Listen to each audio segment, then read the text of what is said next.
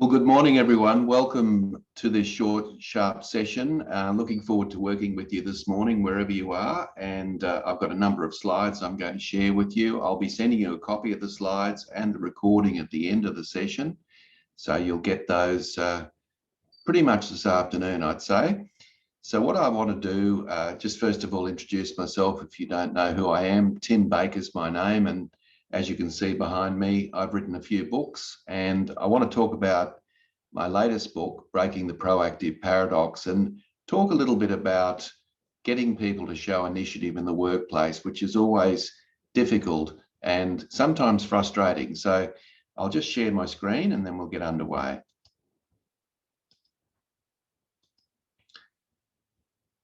Okay, so let's launch into it and have a look at just a quick overview about who I am and what I do, so that you've got a little bit of an understanding of me. You can see that, as I said, I write books and I'm an author. But apart from being an author, you can see I speak and run workshops, do platform speaking, and I might also say executive coaching. And you can see up in the top right-hand corner, I still play rugby in the Golden Oldies competition here in Brisbane, which is a bit sad. Never mind. Okay, so let's get underway and have a look at what we're covering. I think one of the big objections that people have, or maybe the frustration, is how do I get my team to show initiative in certain situations and to follow established processes in others? In other words, how do I clarify the boundaries around when we should be showing initiative and when we should be following systems, processes, and procedures? That's what I want to cover today. Basically, how we can distinguish between those boundaries of what's appropriate initiative and perhaps what isn't. And of course, that's what boundary management's all about, which is one of the strategies that I cover in my book. Now, I'll cover three things this morning. I want to talk about the proactive paradox, because that's in the title of my book, and I just want to explain what that is. That's my way of explaining the frustration that managers have with team members who perhaps are not being autonomous enough, but it's also a frustration that team members have with their leader as well. So I'll talk a little bit about that. And then, of course, I'll spend most of the time talking about two strategies for managing boundaries of initiative. So how we might do that. And when we finish up, we'll have a special offer for you, which I'll explain to you in a moment. Okay, so if you've got any questions or any comment that you'd like to make, of course, you'll see a Q&A box there, and you're more than welcome to put in your comment or your question, and I'll respond to it as soon as I see it, because we won't be leaving a short 5 minutes at the end, because we just don't have enough time. So the whole idea is just send me your message, send me your question, and I will certainly deal with it as soon as I see it on my screen.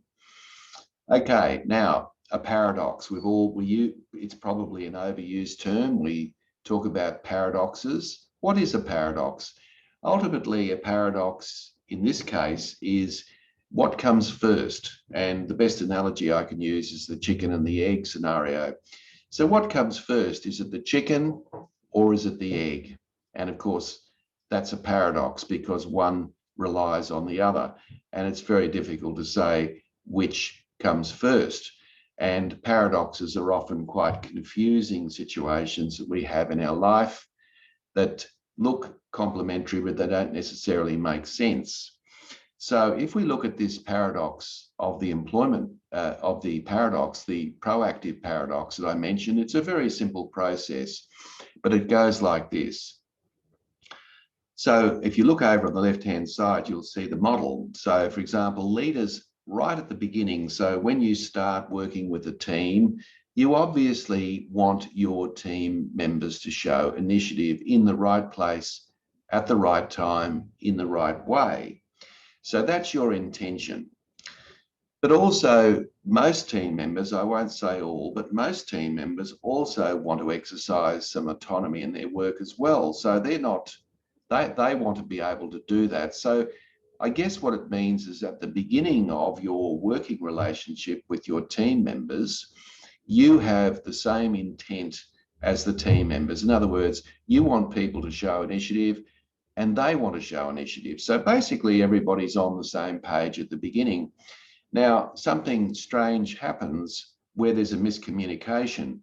So what happens is that you sit down with your team members, and it might be a meeting, and you explain to your team members that you'd like them to show initiative. So you make the comment that you want people to back themselves. You're perfectly happy to support them, but you want them basically to back themselves. So you make this comment in a team meeting. Now, everyone in the meeting is listening to you, but they're thinking to themselves, I don't think she really means that, or I don't think he really means that. So basically they're sitting there sitting on their hands in a way and thinking, I don't think my team leader really wants me to show initiative. So what happens from that point on is that the team members think to themselves, I'm not going to show initiative. I'm going to play it safe. I'm going to come to the team manager, the team leader. I'm going to ask them for his or her advice, and I'm not going to show any initiative. So that's essentially their stance. Because in the past, they might have seen you get involved in certain situations that perhaps they thought that that was their role.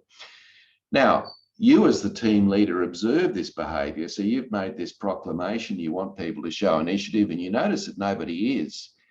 So what you do is you decide, well, there's a vacuum there, I've got to fill it.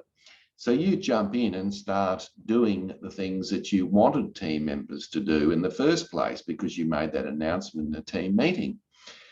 And while you're doing that, while you're involved in doing those things that you wanted your team members to do, and you'd be doing those in a very frustrating way because you wanted them to show that initiative, they're all sitting back thinking to themselves, there you go, I knew it. My team leader wasn't serious when he or she made that announcement at the team meeting. That team member doesn't want us to show initiative, because if they did, they wouldn't be getting involved in those types of activities. So it confirms in the mind of the team leaders that you weren't serious about wanting your team members to show initiative, you see. So it becomes this paradox. And ultimately, of course, it's about miscommunication. And if you look at the three stages of this paradox, the first stage is agreement. That is, in the first instance, you agree that you want your team members to show initiative, and they agree that they want to show initiative in the right place at the right time in the right way. So everybody's on the same page. And because they've noticed you getting involved in some decisions that they think that they should be involved in, there's a skepticism when you make the announcement that you want people to show initiative. And that skepticism leads to confirmation in the mind of team leaders that you don't really want people to be autonomous. So this is what I call the proactive paradox. And of course, we've all experienced it at some point in our working lives where we just get frustrated because team members aren't showing initiative. But don't forget, the team members may also be feeling frustrated because they feel that their hands are tied, that they can't show initiative. So that's ultimately what that's about. Now, there are four strategies to overcome this.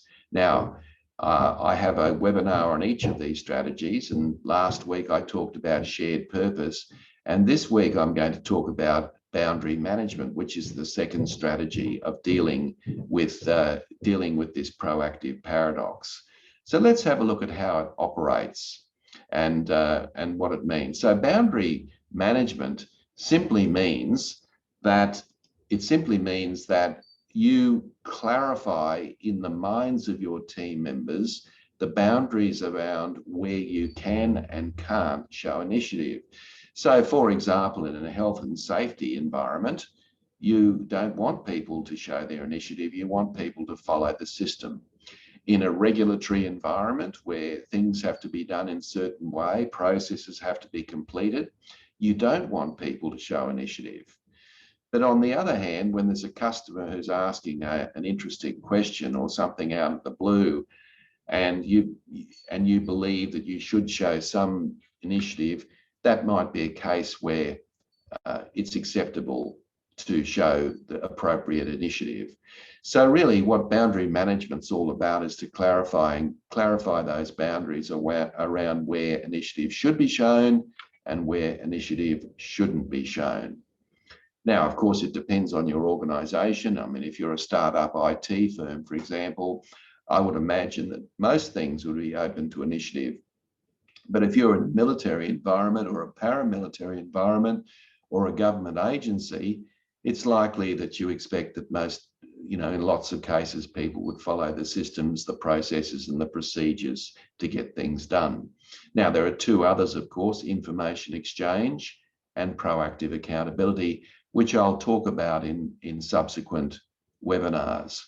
So let's look a little closer at boundary management. And I basically got two different ways, or two very practical things that you can do to be able to clarify those boundaries with your team members so that they know when it's appropriate to show initiative.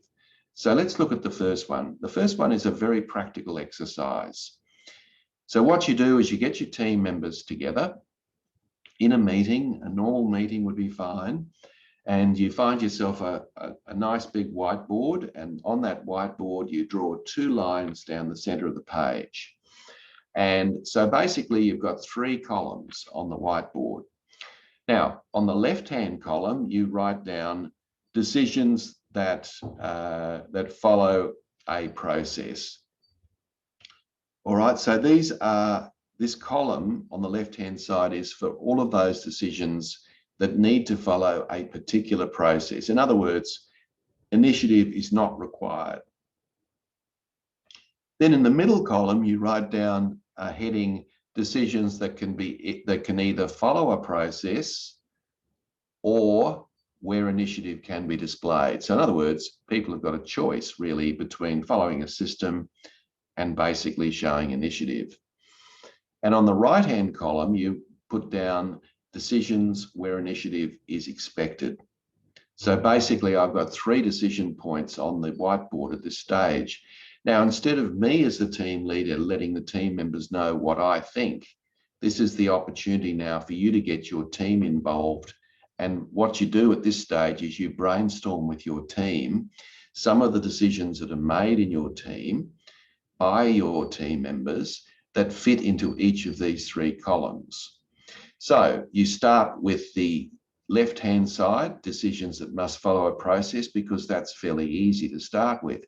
And what you'll ask them then is, what are all the decisions that we make in our team that require us to follow systems, processes, and procedures? And you'll find you'll get plenty of responses there, and you write them down on the left-hand side. So these are all things, as I said before, around regulatory decisions, around health and safety issues, processes and procedures and protocols have to be followed. So you make a list of all of those things on the left-hand side. Now, of course, if there are things on the left-hand side that can be challenged, by all means challenge them, or ask team members whether they agree with all of those things that are on the left-hand column. Now, what you do now is you go to the right-hand column, leave the middle column blank for the time being, except for the heading, and you ask people, what are all the decisions that we make on a day-to-day basis which require us to show initiative? Now, you'll find that this might be a little bit more difficult, and people may not, automatically tweak to those things, but just push harder and ask people, well, what are those decisions where we basically can back ourselves and make, a proactive decision without having to follow a system? And a lot of those things, of course, would be around stakeholder management, customer inquiries, and so on. So you make a list and you keep asking the question, is there anything more? Is there anything more? Is there anything more? So you make sure that you can fill that list up as much as you can. Now, if there are contentious things on that list on the right-hand side, then you can, of course, challenge those things or ask other team members to challenge those things as well. Now, the middle column is where it gets a little bit tricky, because the middle column, remember, are things that can be either followed by, you can follow a system and be reactive, or you can be proactive and back yourself. And ask people, what are those decisions where we are sometimes not sure whether we should be following a system or a process, or whether or on the other hand, we should be showing initiative. Now, you'll find that that's where it's very interesting, because a whole lot of things will go in that middle column, which probably explain why the proactive paradox is occurring. So again, you can challenge any of those things in the middle column, and I urge you to do so. And of course, you know, if there are things in the middle column that really should be followed by the system, or there are things in the middle column where it's really a case of showing autonomy, then of course, talk about that.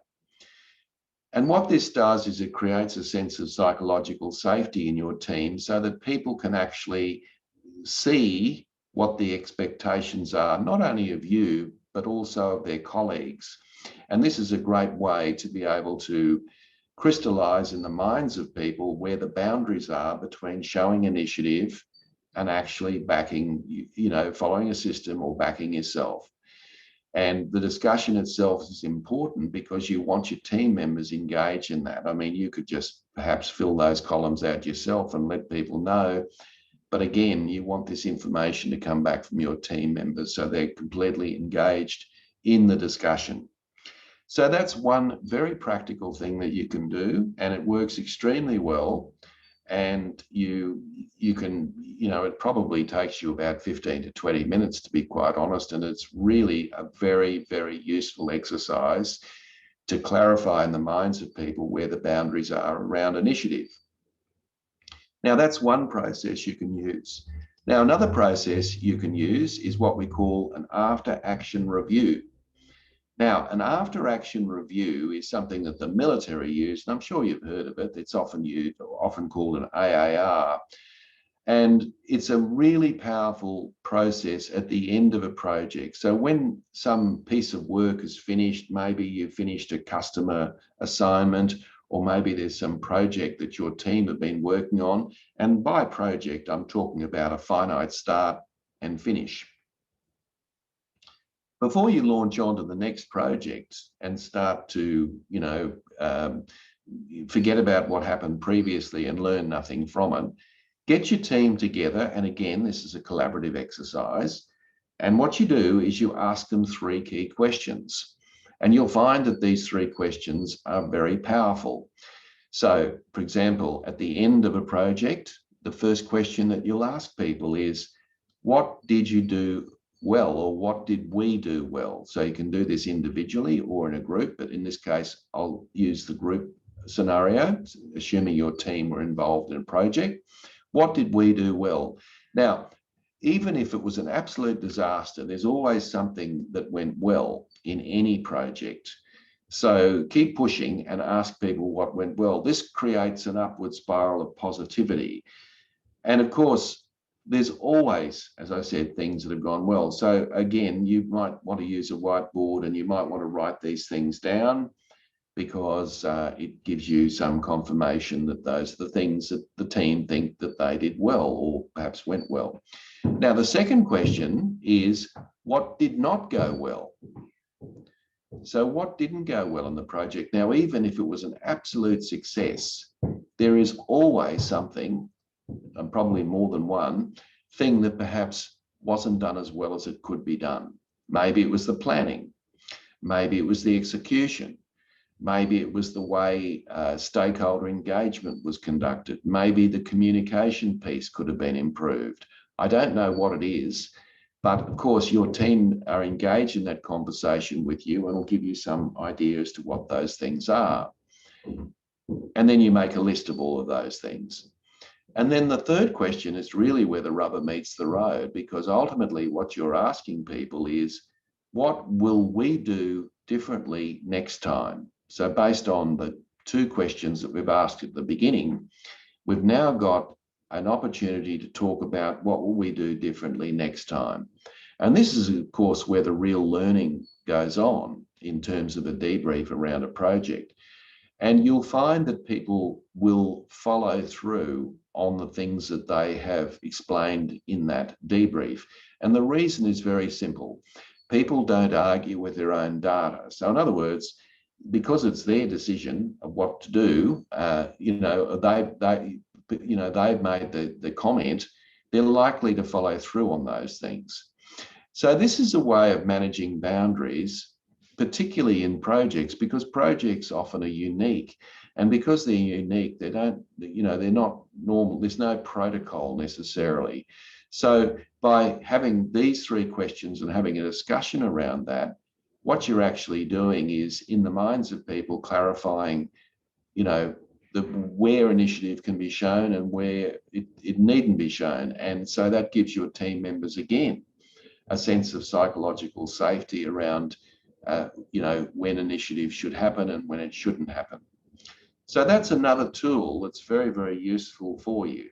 And it works extremely well. Now, one more, I said there were two, but I just mentioned this one because those two that I mentioned were very much with your team. This one's individual. Now, we've all had cases where people have come to us at different times, and they've wanted us to respond to a problem that they've got. And in your head, you're thinking to yourself, my goodness, surely they could work it out themselves. Why are they continually coming to me, asking me for answers to simple solutions that I know they can resolve? Now, that's a very good question to ask yourself, why people are doing that. But it could well be because you're giving them the answer. Remember, leader's job is not to answer questions. A leader's job is to actually ask questions. So your job is really to ask them what they think. So don't be too quick to answer these questions. Now, obviously, it's a very simple thing, then you can give them an answer. But if it's a little bit more complex than that, try GROW. Now, GROW is a very reputable coaching model that works with individuals. And GROW stands for goal, reality, options, and what next, or way forward. So if someone comes to you this afternoon, for example, and they want an answer to something, it's a little bit more, you know that they should have the answer, and you start by asking them a question. Before we go on any further, what are you trying to achieve here? So what's the ideal outcome? Now, there are a number of ways you can ask that question, but ultimately your first couple of questions are very much around what they want as an end result.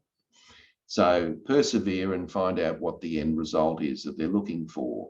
Now, you may know what the end result should be. That's not the point. The point is, do they know, and can they articulate that? Because let's face it, if people can't give you an answer to that question, then really, that's a problem. Because what's the point of doing a problem solving if people don't know what they want and the outcome? So what are you trying to achieve here? So that would be your first set of questions, a couple of questions around that. And be patient, just listen to what people have to say. And then you go to reality. And what you do there is you ask them, okay, what are the barriers that are in the way? So what's getting in the way of you achieving this? So what are those barriers? Because let's face it, there must be barriers, otherwise they wouldn't be coming to you. Now, of course, if you don't use GROW, what will happen is that people will tell you a whole lot of things that aren't real barriers. And of course, what you're trying to really establish here are what are the things getting in the way for the person achieving the result. So what we've done here is we've identified a goal, we've looked at the reality, and then the O is options, and you'll notice it's plural. So you ask your team member, so what are your options? Or what have you thought about doing? Now, they may say to you, well, that's why I'm coming to you, but you can just simply say, well, imagine if I wasn't here, what would you do? So listen to their options. Now, again, you know the answer to this, but that's not the point. You're asking them to consider the options. And then once they have got a couple of options on the table, the next step is to say, okay, what do you need to do next? So this is, of course, a situation where you're asking, what's the next step, or what do you need to do next? Now, the good news about this model is that you can actually reduce the interruptions you receive in the workplace significantly by using GROW. Because what happens is that people come to you with monkeys, and they bring you monkeys and they put them on your back, and you end up with all of these responsibilities that really you should be pushing back on and letting the team members sort those out. So that's what the way forward's all about. Now, you'll find that you'll reduce the conversation that might go for 45 minutes to perhaps 15 minutes. And also, it'll mean that the next time the team member comes to you, they'll think, oh no, he or she's going to ask me some questions around this, and I really should think about it before I go in and talk to my team leader. Or they might work it out themselves, which is even better, and show initiative. So this is another way of clarifying boundaries, because obviously if anything that comes up in this conversation that might be something that maybe has to follow a system or a process, well, of course you can clarify that with them during the conversation. So that's the coaching conversation. So we've given you 2 there for the group and 1 there, of course, for the individual. And I can assure you they all work extremely well.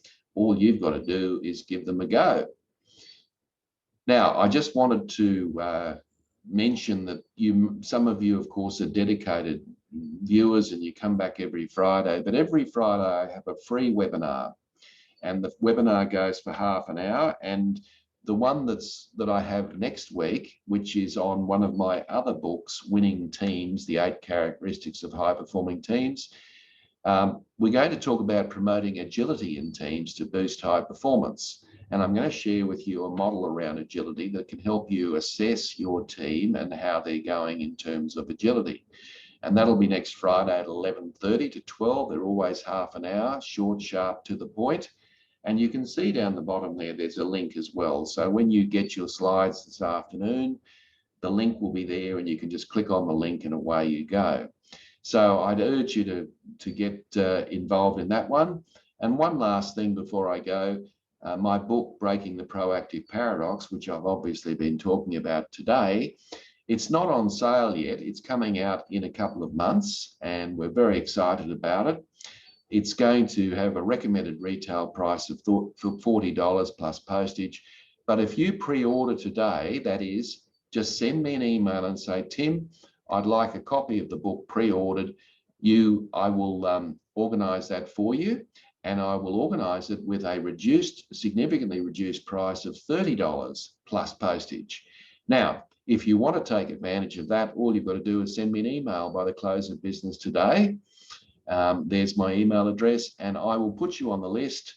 I'll make sure when the book is in, it'll be hot off the press. I'll sign it for you, send it out. And of course, I'll send you an invoice as well, so you can pay the reduced price. Okay, so that's it pretty much from me, folks. So hopefully you've got something useful out of today, and I'm hoping that you got some useful information out of today that perhaps we might see you again next Friday or any time in the future. So keep your eyes peeled, because I'll be sending out an email this afternoon with the slides and the recording. So thanks everyone, all the best, and have a wonderful weekend. And don't forget to try some of those boundary management exercises this afternoon. Thank you and goodbye.